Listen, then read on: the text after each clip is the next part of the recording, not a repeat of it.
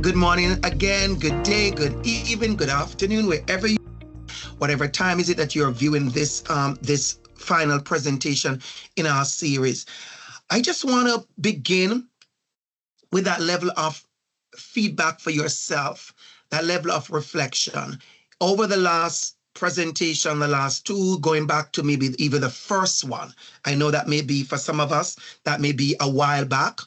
You know, for some of us, it may be some things in that may still resonate with us. But I wanted to think about as you've been through the series.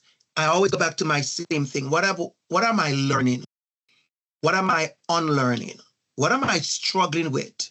What am I still wondering? What questions do I have? And I want us to make space for that in your activities, in your follow-up, in your discussion, in your staff room meeting, in your one-on-one, in the hallway. You know, in how you are reflecting. I really want us as educators, as teachers, whoever you are watching this video. Some of us may end up, you know, being office administrator, whoever have access to this video. Think about as you go through the series, as you're engaging, what are the things that you're learning, unlearning, the questions you still have, what are you struggling with? Because we have to give ourselves permission for that. When we're having brave conversations, when we are having these kinds of conversations, we have to give ourselves space to grow, to wonder, to ponder, to question. And I really wanted to take a time for that. I used to teach a course in reflexive learning at the university for years. And I used to always remember to differentiate between being reflective and being reflexive. And I always say to them, move to a level of reflexivity where you really question your own learning, question your own action when nobody's around. I always say to the new teachers, can you be honest every single day of the week and say, this was a great day. This was not such a great day. And I've had those days when it's not the greatest day. I don't feel like I'm the best teacher in the room. And I have other days when I feel like I'm a superstar. And those are honest because you now know what to do to make the days that are not so good better days. So I want to frame that in our conversation this morning as we get into it. As we talk about chapter 5 and we get into this conversation about bullying, the classroom should be, I like the term should be, the classroom should be that space where our students thrive. Nothing beats, students coming to school and you see them going home with that joy. Bye, Mr. Campbell. See you tomorrow. Those are my favorite moments. Bye, sir. See you tomorrow. I still live in those moments, right? Because they want to be there, right? And so our students get to be their best self. The truth, however, is in a sad way, is that many of our students are not enjoying school as they should. And the reason being is because they don't feel as safe. We use that word safe a lot. They don't feel as safe. I can personally remember being in grade 7, 8, and 9. Those were not my best years in school. Grade 10 and 11 were way better years for me. But grade 7, 8, and 9, when I just went into high school, and in Jamaica, we don't have mega schools. Where I'm from, we have high school. So 7 to 11 is high school, or 7 to 12. And it was just a rough time for me. And as we said in this book, no student should be afraid of going to school or for being harassed or degraded. And no parent need to worry about such things happening to his or her child. This happens a lot. This happened a lot.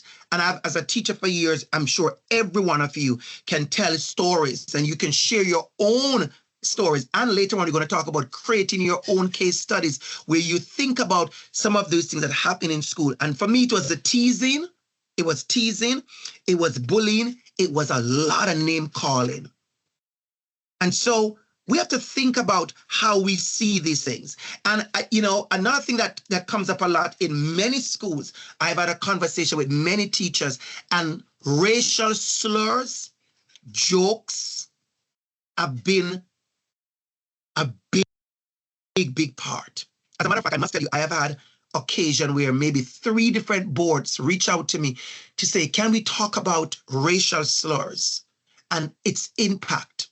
And when I say racial slurs, I want to be very clear what I'm talking about. I'm talking about student to student, I'm talking about Black students to Asian students to this student. I'm talking about all our students. Because what is happening is that they're hearing things outside of our schools, and those things are coming inside of our classrooms. How do we prevent that? How do we stop that? And I'm going to ask you a question. What is the messaging like? That's a big one I want you to write down.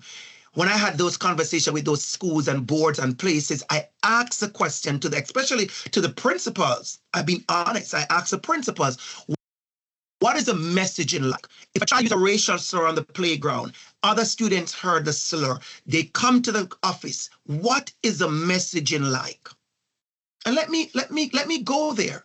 Are we correcting our students as if it was just like it was really nothing? Or are we correcting our students to say to them, what you said was hurtful, what you said was not good, what you said was unacceptable, and we don't want this in the school? And your body language, your whole demeanor, all energy is saying to the student, this is not good. I want to challenge you to think about the ways in which we are correcting our students. How many teachers have had conversation with our students when they do this, and you have said to them, I am disappointed. Maybe because I have such great relationship with my students, I would literally say to a student who did this, I said, I care about you. You are a star student, and I'm disappointed in what you did today.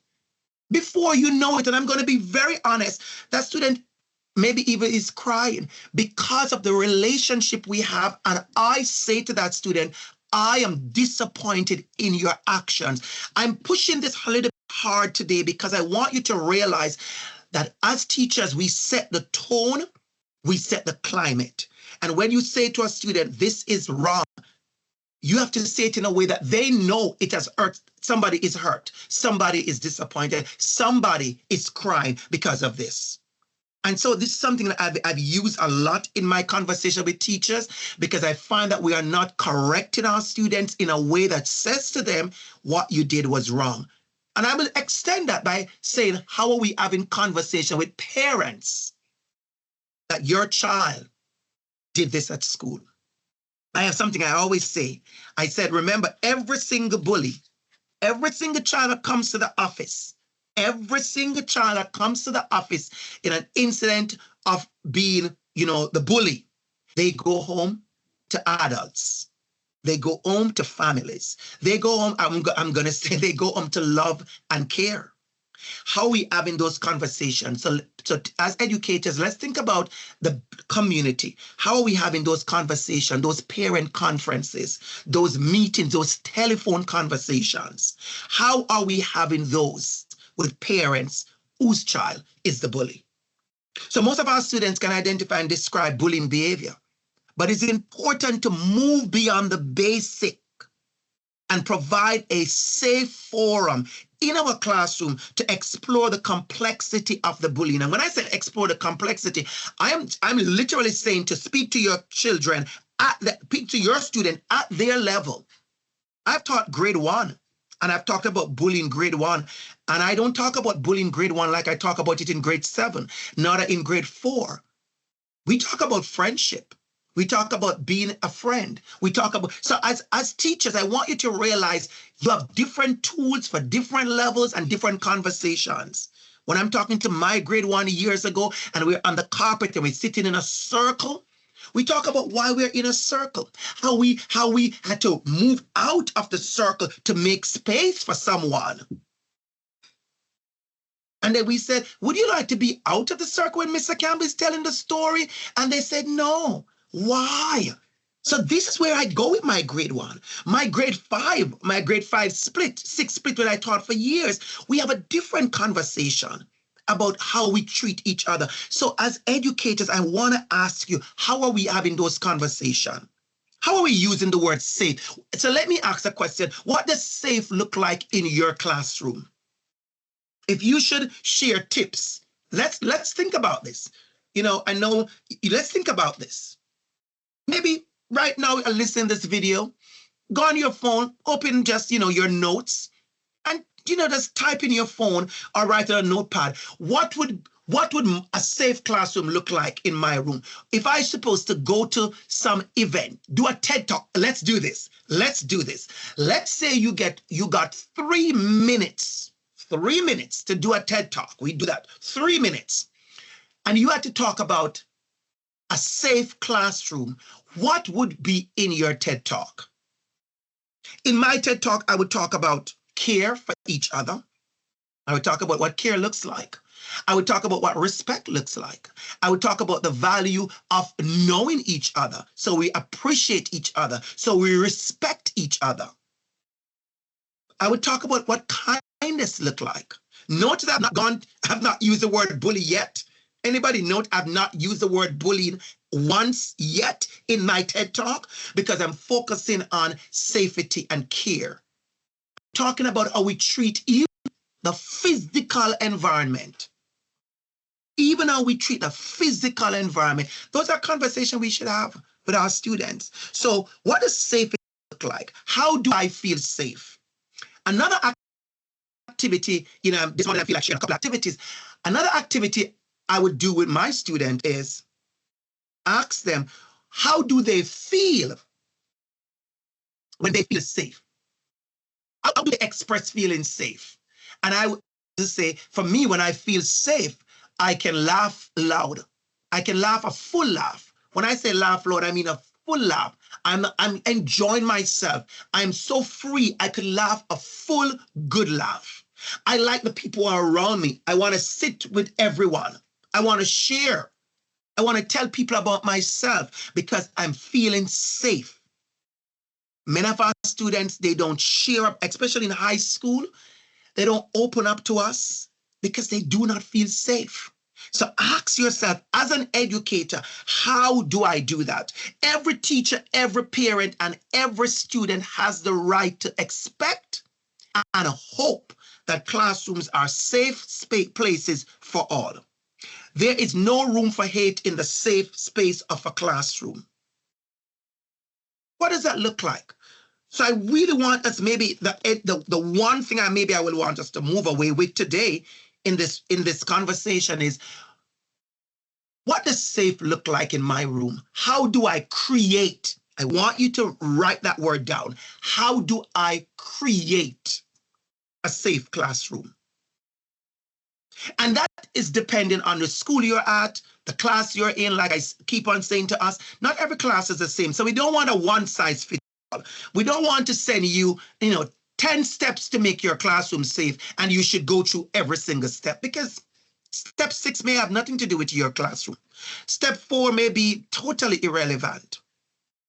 And so what I like more than the best practices, I have done those videos. Don't worry. 12 years ago, I remember doing a video on best practice for online teaching. And then I changed that video 7 years after, and I call it 14 good practices.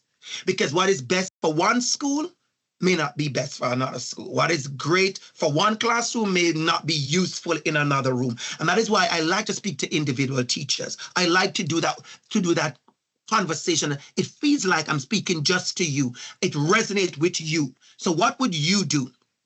What would be your steps to that safe classroom? Ask yourself. And that is very much also based on the students in your room. When you think about the population, your classroom population, where they're from, their experiences, their learning skills, where they are in certain spaces, how exposed they are to certain things, where they are with their reading and their math, that has something to do with it a lot.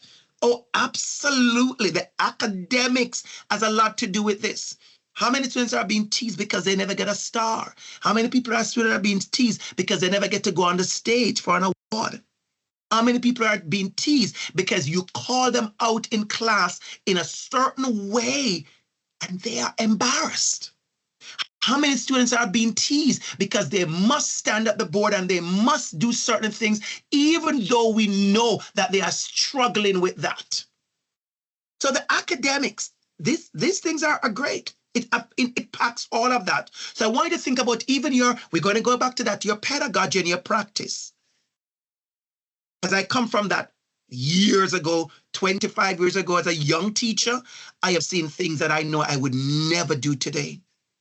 The way we, as educators, even embarrass students. So we become ashamed and afraid of the classroom because of a teacher. Let's be very honest about that. And I'm being honest because I'm telling you, I saw stuff as a young teacher 25 years ago that I'm thinking today like, oh, that was wrong. But that was, let me go back to that. That was the culture and the climate of that particular school.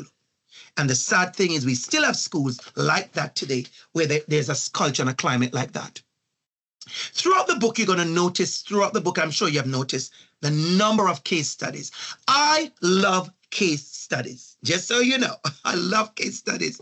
I love it. I love it. I love it. I'm going to tell you why.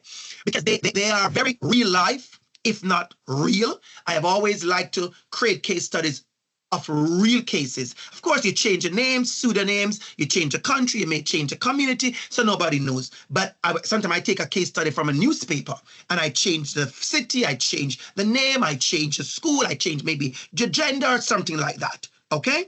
But you create these real life scenarios and then you ask your students, what would you do? So you create, so think about it. What would you do? But here's what I love. I want to share with you. Some of you may have never done this before. I want you to write this down. When I do case studies, I don't start with what would you do? No. I don't start with what would you do. I know that's a common thing. We read it and we say, well, if you were this person, what would you do? If you were this person, what would you do? I don't start with that. When my students read, even at the university level, at grade 5, whatever level I'm teaching, I would say to them, as you read that, what did you feel? Oh, that's a big one. Oh, that's a big one. What did you feel?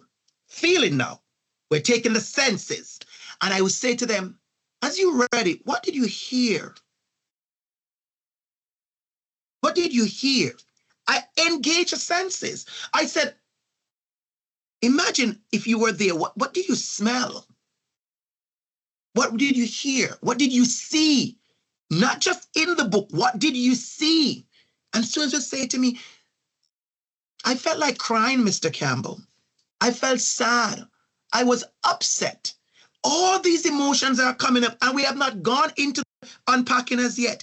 And then you get to see, you get to explain to them why they're feeling a certain way. Then we get to talk about empathy. You see where I'm going with this conversation? I want you to notice when a lot of persons see a book like that, they see the title, Stop the Hate. A lot of people go to hate. And I always say, did you not notice the word goodness? I do it sometimes, just a simple conversation. I go, wow, the letter A jump out at you. Did you see the word goodness jump out at you as well? Did you see at the bottom that the word joy is there, healing is there, inspire is there, fostering is there? I want you to know that the book cover was intentional. That little part at the bottom was very intentional. When I was writing this book with Professor Larry, I said, we want to promote hope, healing, and inspire joyful learning. One of these days, I want to take just this part of the book and I want to have a talk about that because a lot of time we're so distracted by the other words. I want you to realize that this is because we want to promote hope, healing, and joyful learning. So I wanted to put that out there. So in this particular chapter and in many parts of the book, there are a bunch of case studies. And so case studies are important tool teachers. Let me give you another tip that I let my students do. They would write their own case studies. I let them know it's a made-up one. You're going to make something up and you're going to write your case studies. You would be surprised how powerful and beautiful and honest their case studies are. And of course, we teach them the rules. Even my grade 4 or grade 5 would say, you will use nobody's name in the class. It will not be about this school. You will not use one day I came to this school. It will be an imaginary school. It will be imaginary students, and you will make up all of that kind of stuff. So they understand they have a framework to work in. But oftentimes you would be surprised to see, and let me just say something to you, listen up quickly. And this is so beautiful. Half of the time, the case studies are not negative case studies.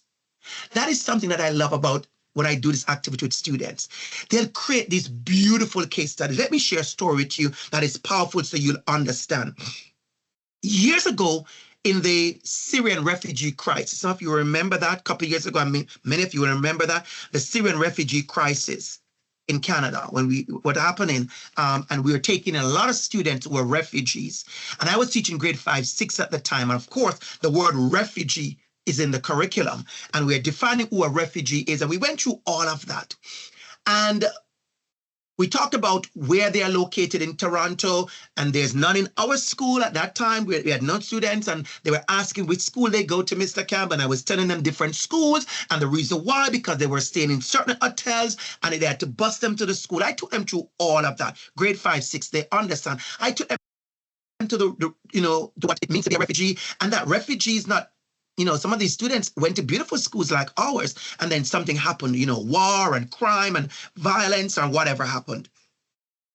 And I remember students being very sad at the lesson because of what was happening. And, we showed them certain things. Of course, we were very careful of what we show. As teachers, you have to be very measured and careful. So I remember there were a conversation about little children drowning. I showed none of that, but I showed pictures of them in refugee camps. The reality, it's in the textbook. It's in the curriculum.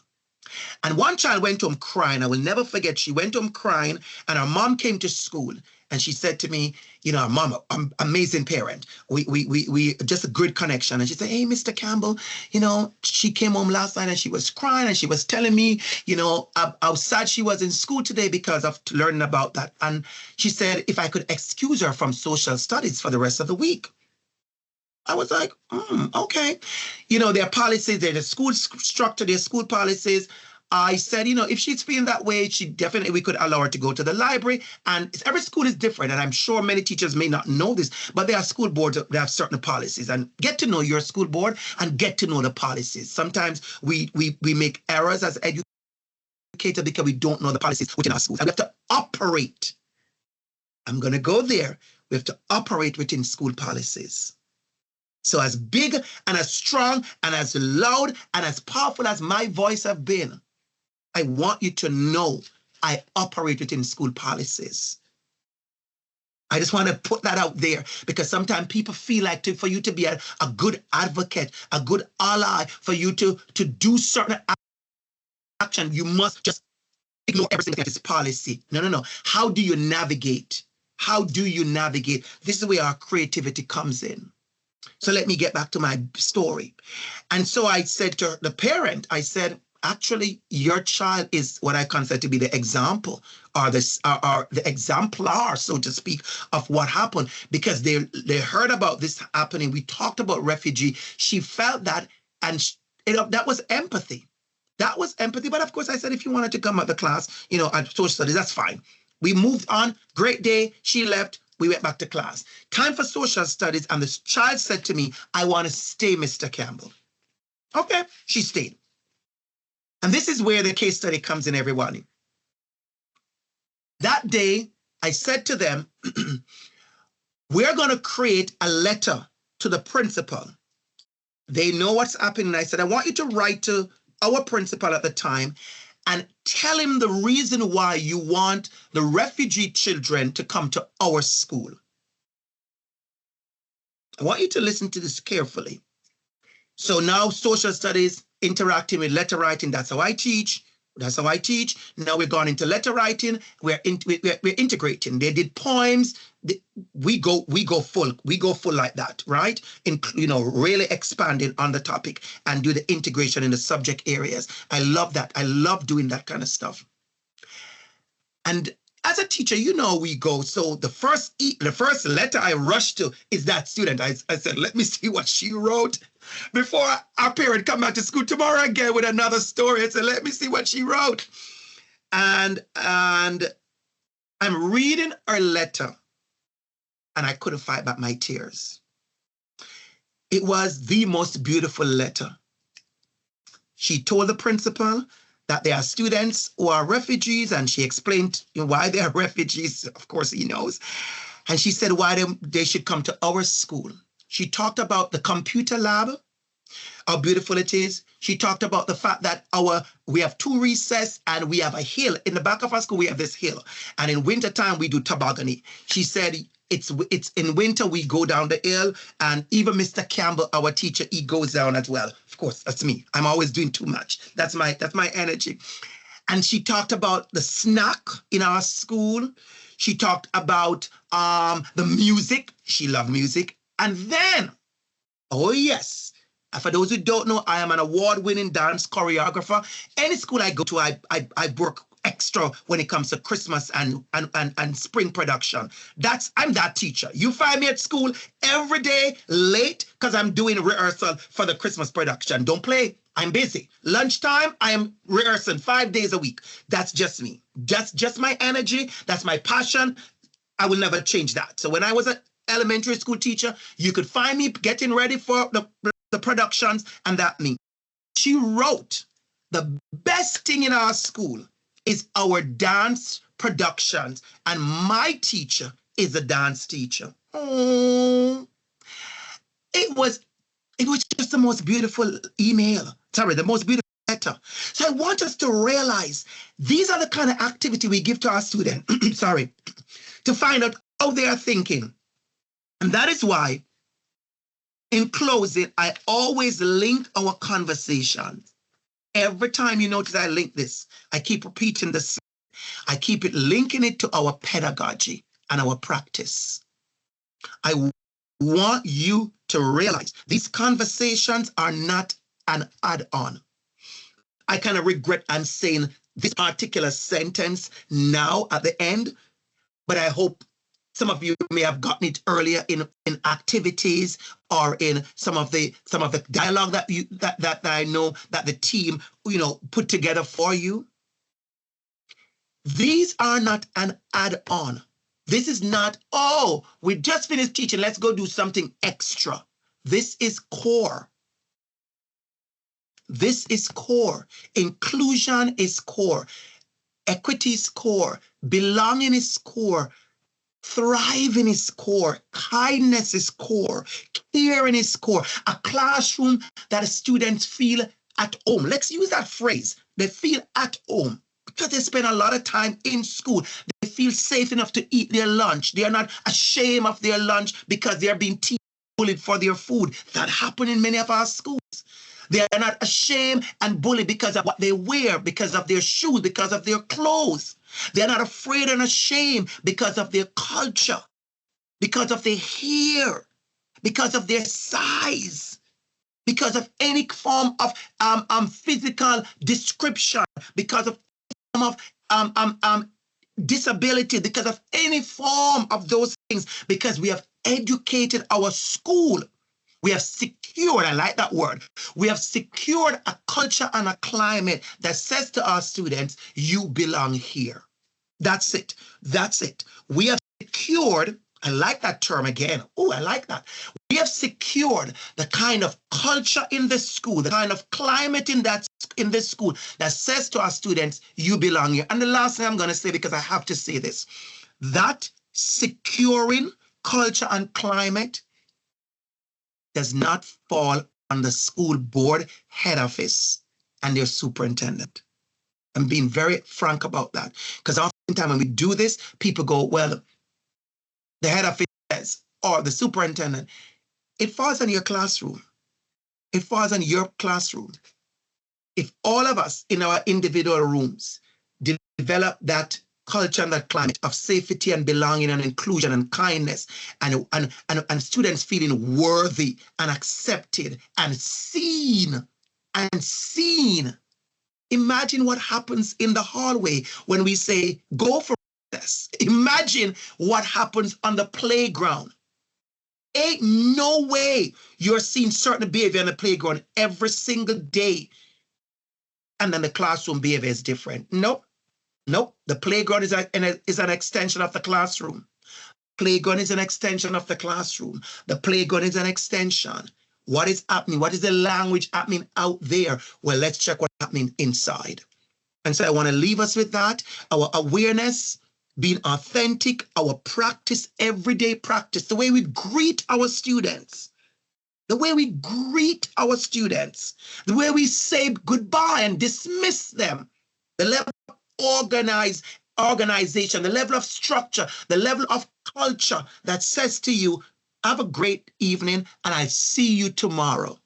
You don't even have to say it. Just your practice says that.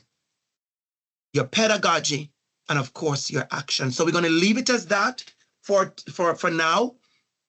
And you continue to have these reflections, this conversation. But just remember the major role that you play as an educator.